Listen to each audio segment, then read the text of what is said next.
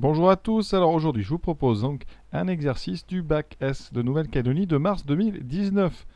Ici, donc c'est un vrai ou faux, avec 4 questions, et on va travailler sur les complexes et la trigonométrie. Il s'agit de 4 questions indépendantes, donc on les fera les unes après les autres à chaque fois, donc vrai ou faux. Et dans les questions sur les complexes, on va se placer dans un repère orthonormé direct.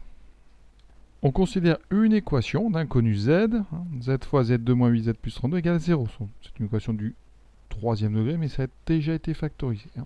Et on vous dit, affirmation, les points dont les affixes sont les solutions de cette équation sont les sommets d'un triangle d'air égal à 16 unités d'air. Donc première chose, on va résoudre cette équation.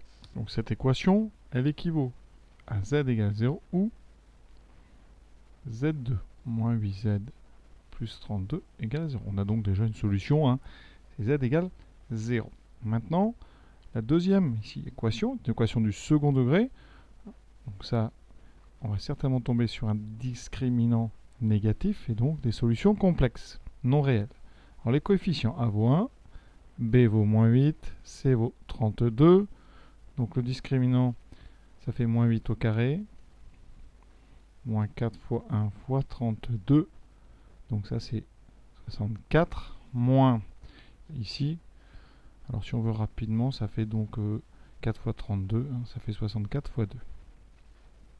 On obtient donc 64 moins 64 fois 2, ça fait moins 64. C'est un discriminant négatif, donc on a deux solutions complexes non réelles qui seront conjuguées. Ces deux solutions, première, donc, seront Z1, il faudra moins B, donc moins 8, ça fait 8, moins I racine carrée de moins delta, donc I racine carrée de 64 sur 2A, donc sur 2. Je rappelle peut-être la formule si vous l'avez oublié.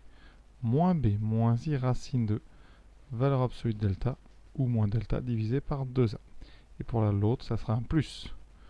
Donc on va d'abord simplifier ça. Ça fait moins 8, 8 moins 8i sur 2. Donc 4 moins 4i. La deuxième solution, c'est 4 plus 4i. Donc déjà, solution de l'équation, on a 0, 4 moins 4i et son conjugué 4 plus 4i. Maintenant, on doit déterminer un l'aire du triangle dont les sommets sont les points d'affixe 0, 4 moins 4i, 4 plus 4i. Alors 0, c'est facile, ça sera l'origine. Alors 4 plus 4i, donc on est au point de coordonnées 4, 4. D'accord, donc A de coordonnées 4, 4. Et pour l'autre, c'est 4 moins 4. On est en dessous. Quel est l'aire donc du triangle OAB? Le triangle avait ici. Alors pour l'aire d'un triangle, c'est la formule, c'est base fois hauteur divisé par 2. Alors la question, c'est comment est-ce qu'on peut calculer l'aire d'un triangle comme ça quand on connaît les coordonnées de ses sommets. Alors c'est pas si simple que ça, mais ici c'est un petit cas particulier parce que OA et OB sont perpendiculaires. Effectivement, le point A donc de coordonnées 4, 4 appartient à la première bisectrice et le point de coordonnées 4, moins 4 à la deuxième. Et on sait qu'il y a un angle droit entre les deux. Donc pour calculer l'aire du triangle, c'est donc base fois hauteur sur 2. Donc ici je vais prendre bien comme base OB. Base. Et comme il y a un angle droit, je prendrai la hauteur ici. D'accord, OAB et rectangle en haut. Donc base, on a dit OB fois hauteur OA divisé par 2. Alors OB, quelle est la longueur OB? B, c'est le point d'affixe 4 moins 4i. Donc la longueur OB, d'après le cours, c'est le module de ZB. Donc c'est le module de 4 moins 4i. Il y a beaucoup de choses rien que dans cette question. La longueur OA, comme où est l'origine, ça sera le module du complexe qui correspondra, donc module de 4 plus 4i. Vous savez calculer un module, ça fait racine carrée, donc de partie réelle au carré plus imaginaire au carré, donc 16 plus 16, 32. Fois la même chose pour 4 plus 4i, 16 plus 16, racine de 32 fois racine de 32, ça fait 32 sur 2, ça fait donc 16, et effectivement, c'est 16 unités d'air, donc l'affirmation, elle est vraie. Autre petite méthode qui va marcher, vous pouvez ici donner un nom au point qui est là. Je vais l'appeler P. P, c'est le point de coordonnée 4, 0. C'est le projeté de A et B sur l'axe des abscisses. D'accord, vu que c'est le projeté orthogonal, OAP est rectangle en P. Donc, son aire de ce triangle, l'aire de OAP, ça sera base OP fois donc la hauteur AP divisée par 2. Et puisque A et B sont symétriques, puisque les deux complexes sont conjugués, vous pouvez dire pareil pour OBP.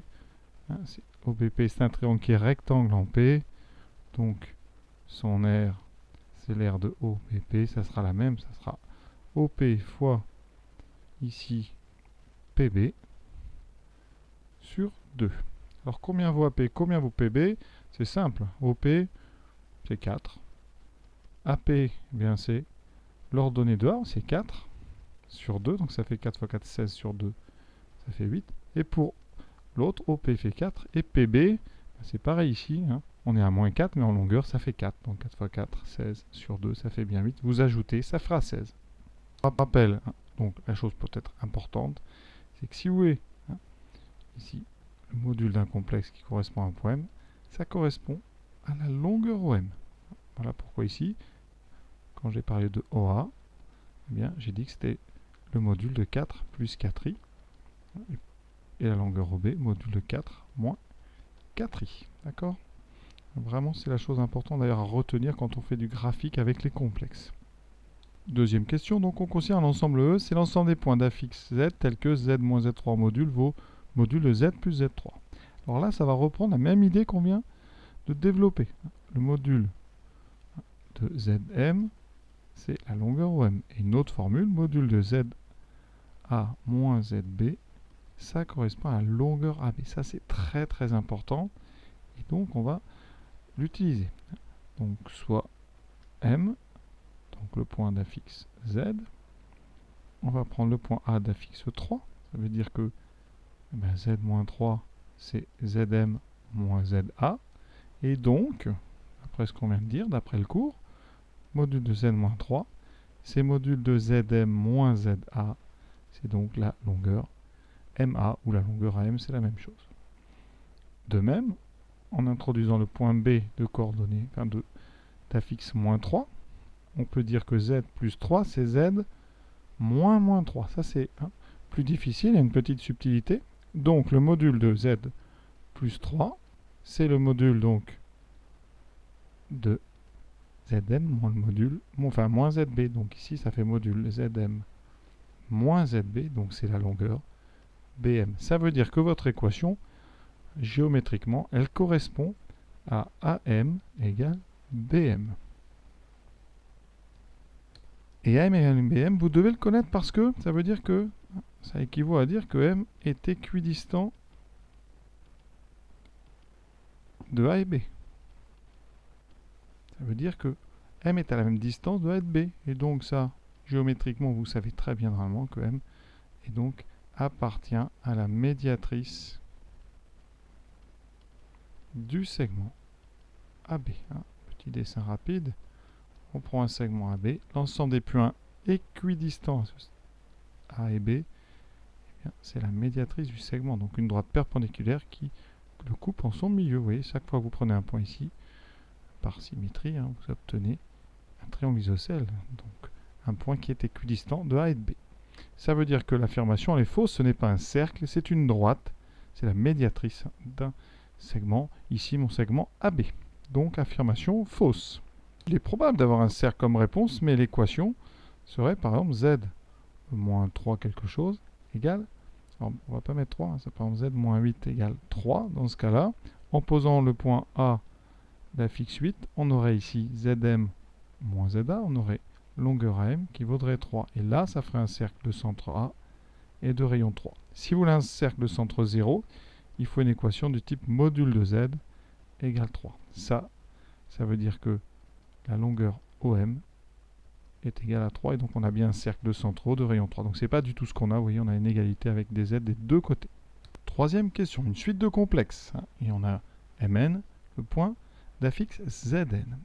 Et on veut montrer que Mn, O et Mn plus 3 sont alignés. Alors ce qu'on peut remarquer, c'est que, très vite, Zn plus 3, c'est 1 moins I racine 3 fois n plus 3. Et donc si vous voulez revenir à Zn, c'est simple, ça fait 1 moins I racine de 3 puissance n fois 1 moins I racine de 3 au cube. Et là, vous reconnaissez Zn. Donc, Zn plus 3, c'est Zn fois le cube de 1 moins I racine de 3. Et donc, on va calculer 1 moins I racine de 3 au cube. Alors, il y a deux façons. Je vais d'abord faire un développement simple. Pour développer un cube, en terminale, on développe d'abord le carré. Et après, on remultipliera une fois par 1 moins I racine de 3. Donc, au carré, identité remarquable, ça fait 1 moins 2i racine de 3 plus le carré de i racine de 3 qui vaut, attention, moins 3. Le moins vient du carré de i, multiplié par 1 moins i racine de 3. Donc, 1 moins 3, moins 2, moins 2i racine de 3, fois 1 moins i racine de 3, et on va développer. Moins 2 fois 1, moins 2. Ensuite, moins 2 fois moins i, donc plus 2i racine de 3, moins 2i racine de 3, donc ça va s'annuler. Et après, il nous reste plus, donc di carré, donc moins 2 fois 1, 2 fois 3, 6. Donc, moins 6. Il nous reste ici moins 8. Conséquence. On a donc montré que quel que soit n appartenant à n, Zn plus 3, c'est moins 8 fois Zn. Alors, pour ce moins 8, il y a une autre façon de faire. Voilà. Je dois calculer le cube de 1 moins i racine de 3. Alors, je le mets d'abord sous forme exponentielle. Donc, pour ça, je calcule son module. Ça fait racine de 4, donc ça fera 2. Donc, 1 moins i racine de 3, je le factorise par 2. 1 demi moins i racine de 3 saute. Ensuite, je cherche un nombre θ tel que son cosinus à 1 demi et le sinus moins racine de 3 sur 2. Alors, on est où? Cosinus positif, sinus négatif, on est en bas dans la famille pi sur 3. Donc, ça, c'est e moins i pi sur 3. Ça, c'est vraiment à connaître. Ça fait donc 2 fois e moins i pi sur 3. Et je vais le mettre au cube. Donc 2e moins i pi sur 3 au cube, ça fera 2 au cube, donc 8. Et ensuite, e moins i pi sur 3 au cube. Et il y a une propriété qui est importante quand on a ei θ puissance n. On peut rentrer le n, ça fait ei n θ. Très très important. Donc ici, vous voyez qu'est-ce que j'aurai 8 fois. Le 3 va rentrer, ei moins 3 fois pi sur 3, e moins, donc moins i pi. Et e moins i pi, d'accord, c'est le complexe qui correspond à moins pi, donc on est là, ça fait moins 1. Et ça vaut donc moins 8. Voilà une autre façon de faire plus compliquée que le simple développement. Alors maintenant, l'affirmation, qu'est-ce qu'on peut déduire de ça? Eh bien, ça veut dire que l'argument, les deux nombres, il y a un moins 8 fois Zn. Donc ici, argument de Zn plus 3, c'est donc l'argument de moins 8 fois Zn. Et l'argument d'un produit, c'est la somme des arguments. Donc ça fait argument de moins 8, plus argument de z, tout ça toujours modulo 2pi. Et l'argument de moins 8, je le place, le complexe moins 8, ça correspond à un point qui est, alors j'ai pas la place, ça j'ai fait un peu petit, mais voilà, ça correspond à un point qui est sur l'axe des abscisses, mais vers la gauche. Donc son argument, c'est pi. Donc ici j'ai pi plus argument de Zn. D'accord? Ça veut dire quoi? Que pour passer du point qui correspond à Zn plus 3 au point qui correspond à Zn, ou l'inverse, il faut rajouter pi. Pi, c'est un angle plat. Donc, on a effectivement 3 points alignés. Si on veut faire ça un petit peu plus rigoureusement avec des angles, on va regarder l'angle OMN plus 1, OMN. Avec ça, ça va correspondre à quoi? Alors là, il faut... Donc ici, vraiment, vous allez voir, c'est un petit peu compliqué, mais ça permet de réviser. Ça, on intercale donc le vecteur U. OMN plus 1 U plus U OMN. Tout ça modulo 2pi, c'est presque du cours ça. On change l'ordre ici, ça fait moins U OMN plus 1 plus U OMN. Et d'après le cours, et ça c'est pareil, il faut bien connaître son cours, l'angle U OMN, il est donné c'est justement l'argument du complexe qui correspond à Mn, c'est donc argument de Zn. Ça veut dire que là, en bas, je vous ai dit l'argument, il y avait un pi entre les deux, donc c'est moins pi plus argument de Zn, ça c'est le U OMN plus 1, plus argument de Zn, tout ça modulo de pi, et quand on développe, il reste moins pi. Donc cet angle est un angle plat, et donc les trois points sont alignés. Sinon, autre remarque graphique, quand on multiplie un complexe par 8, multiplier un complexe par 8, par moins 8, correspond graphiquement donc à envoyer le point de l'autre côté, elle est éloignée 8 fois plus, donc correspond graphiquement à ça s'appelle ça une homothétie de centre O et de rapport moins 8. D'accord? Ça veut dire que vous avez votre centre qui est O, vous avez un point qui est là, et donc il va être envoyé en face, mais 8 fois plus loin. Donc les trois points sont effectivement alignés. Un point sur une image sont alignés avec le centre dans une homothétie. Donc voilà une question moi, que je trouve un petit peu délicate dans la conclusion. C'est toujours embêtant de manipuler les angles. On n'en fait pas tant que ça. Donc voilà une question. Ça vous permettra d'aller voir dans votre cours et de réviser les angles et les complexes. Pour ceux qui n'aiment pas du tout les arguments, on peut s'en sortir un petit peu avec les coordonnées. Le point Mn, supposons que ces coordonnées soient xn, yn. Mn plus 1, ces coordonnées seront multipliées par moins 8. C'est donc moins 8 fois xn, moins 8 fois yn. Et là, on va faire la collinarité toute simple. On regarde le vecteur OMN, ses coordonnées xn, yn. On regarde le vecteur OMN plus 1, coordonnées moins 8xn, moins 8yn. Et on va regarder ce qu'on appelle le déterminant, c'est-à-dire le produit en croix. Ce produit en croix, il va donner xn multiplié par moins 8yn. C'est cette diagonale-là. Et ensuite, moins la deuxième. Donc, moins yn fois moins 8 xn. Et si vous regardez bien, ça fera 0. Donc, OMN et OMN plus 1 sont collinéaires. Et vous voyez, les trois points sont donc alignés. Donc, l'affirmation, elle est tout à fait vraie. Alors, cette méthode, moi, je la préfère. Si vous arrivez à passer par les coordonnées, à faire de la collinarité, ça gagne vraiment en rédaction, c'est beaucoup plus fluide. Après, on sort un petit peu des complexes. Mais vraiment, si vous pouvez le faire, ça sera accepté, il n'y a aucun souci. Et pour info, au niveau de la rédaction, quand on fait ce calcul, en mathématiques, ça s'appelle le déterminant du couple. Quand on a comme ça, calcul à faire dans le plan, le déterminant du couple OMN plus 1, on met comme ça entre deux barres les coordonnées des deux vecteurs. Et quand on calcule ce produit en croix xn fois moins 8yn moins yn fois moins 8xn, on dit qu'on calcule le déterminant du couple. Et s'il est égal à 0, les deux vecteurs sont collinéaires. Ça veut dire que leurs coordonnées sont proportionnelles. Quatrième question. Maintenant, on passe dans la trigonométrie. Donc, on a une équation trigonométrique et on vous dit, comme affirmation, qu'elle admet 4 solutions sur intervalle moins pi pi. Alors, vous remarquerez, c'est ouvert en moins pi, fermé en pi. Et on vous propose 4 solutions, moins pi sur 4, 0, pi sur 4 et pi. Alors, cette équation, elle est déjà factorisée, donc on a un produit nul. C'est-à-dire que chaque facteur, donc le premier facteur est nul ou le deuxième facteur est nul. Ce qui nous fait deux petites équations trigonométriques. La première, c'est sinus x égale 0. Alors ça, on peut faire un cercle rapide. Quand est-ce que le sinus vaut 0? Sur le cercle, c'est à deux endroits. Soit ici, soit là. Donc si on part de moins pi étant ouvert, on ne va pas prendre moins pi, on fait le tour, on rencontre une première fois ce point, donc ça fera 0, et on rencontre une deuxième fois en pi qui est fermé, donc ici 7, sur moins pi, on a ça, donc deux solutions, ici x égale 0 ou x égale pi, d'accord, on est sur moins pi. D'accord, si on fait un cas plus général, on est soit en 0 modulo 2pi, soit en pi modulo 2pi.